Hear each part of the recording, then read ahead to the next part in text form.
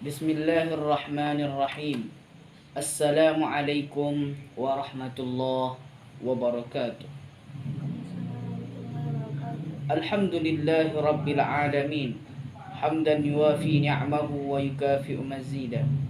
Ya Rabbana walakal hamdu kama yanbaghi li jalali wajhika wa 'azimi sultanik. Radina billahi rabba wa bil islami dina wa bi Muhammadin sallallahu alaihi wasallam nabiyya wa rasula, amma ba'd. Hadirin dan hadirat yang dimuliakan Allah Subhanahu wa taala. Pertama, kita bersyukur kepada Allah yang memberikan kepada kita nikmat, kesehatan, kesempatan untuk bisa bersama-sama dalam kajian rutin kita sebagaimana biasanya. Kemudian salawat dan salam kita hadiahkan kepada baginda Rasulullah dengan lafaz doa Allahumma salli ala sayyidina Muhammad wa ala ali sayyidina Muhammad. Adapun tema kita pada kesempatan kali ini yaitu mendidik generasi yang Qur'ani. Qur'ani adalah kata nisbat kepada Al-Qur'an. Sedangkan mendidik itu adalah menanamkan nilai-nilai moral, nilai-nilai akhlak, karakter-karakter yang baik ke dalam diri anak-anak kita, ke dalam diri keturunan kita. Maka mendidik generasi Qur'ani adalah menanamkan nilai-nilai akhlak dan nilai-nilai moral ke dalam diri mereka. Hadirin yang dimuliakan Allah Subhanahu wa taala, apa perbedaan mendidik dengan mengajar? Sebagaimana kita tahu bahwasanya dua kosakata tersebut memiliki perbedaan. Di saat kita mengajar, misalnya di sekolah, kita hanya berfokus pada menyampaikan materi dan bahan ajar kita kepada siswa tersebut. Hanya saja dalam mendidik, kita tidak cukup dengan menyampaikan materi.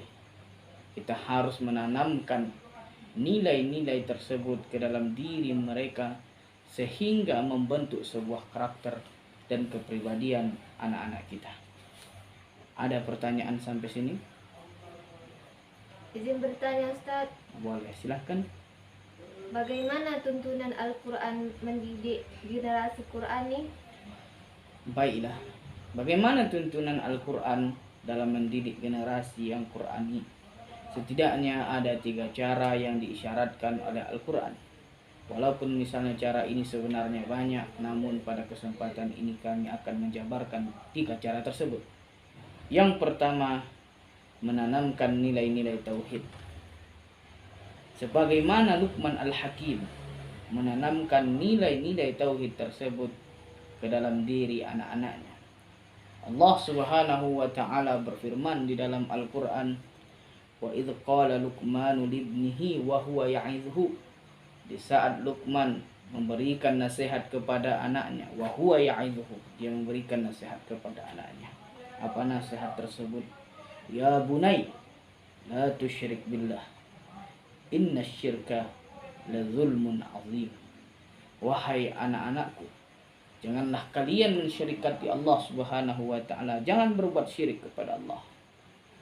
Inna syirka la zulmun azim, karena syirik adalah dosa yang sangat besar. Sebagaimana yang kita tahu bahwasanya semua dosa diampuni oleh Allah kecuali syirik. Maka orang yang mati dalam keadaan syirik tidak akan pernah diampuni oleh Allah Subhanahu wa taala. Hadirin yang dimuliakan Allah, maka tanamkan nilai-nilai tauhid ke dalam diri anak-anak kita. Katakan kepadanya bahasanya yang menciptakan alam semesta ini, bahkan dirinya adalah Allah Subhanahu wa taala. Yang memberikan rezekinya adalah Allah Subhanahu wa taala. Nikmat yang ia rasakan semuanya adalah pemberian Allah. Dan suatu saat kita juga akan kembali kepada Allah. Sehingga mereka hanya bisa bersandar kepada Allah, dan hanya Allah lah yang menjadi tempat mereka bergantung. Kemudian cara kedua, mendidik anak-anak kita dengan santun dan penuh kasih sayang, sebagaimana yang dicontohkan oleh Nabi Ibrahim alaihissalatu wassalam. Jadi suatu ketika Al-Quran bercerita tentang Ibrahim. dengan Ismail. Falamma balagha ma'ahu sa'ya, saat umur Ismail itu sudah mencapai usia tertentu, maka qala ya bunai, maka Ibrahim berkata kepada anaknya, wahai anakku.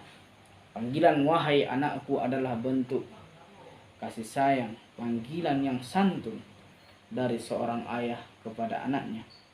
Inni ara fil manami anni azbahuka fanzur madza tara.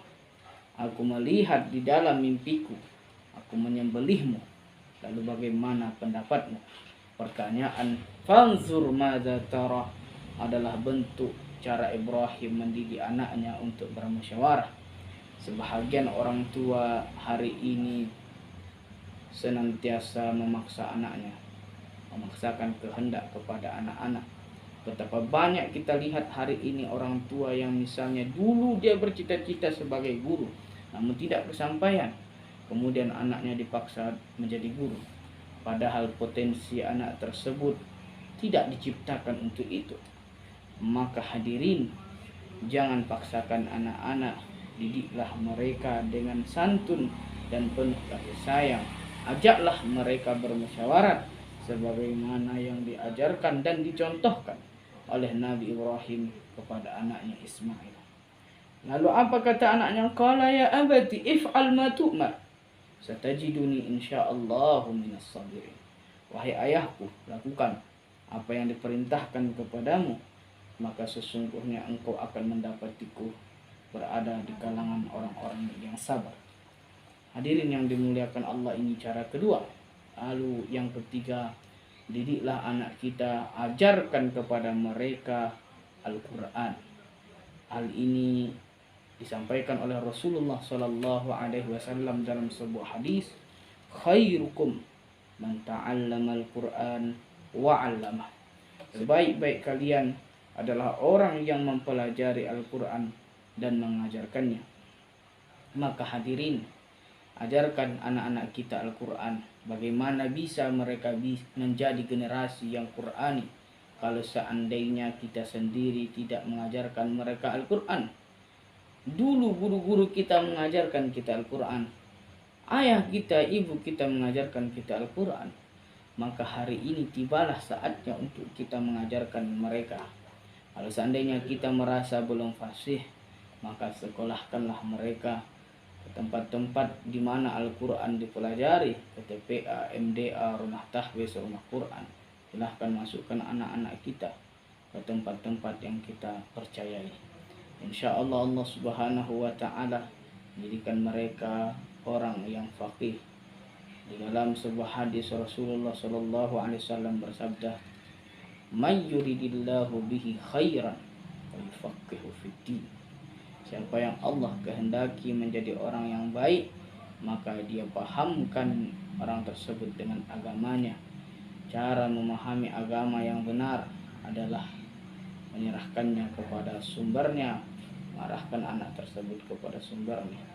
Maka mempelajari Al-Quran dan segala ilmu yang berkaitan dengan Al-Quran akan membentuk karakter anak-anak kita menjadi generasi yang Qurani.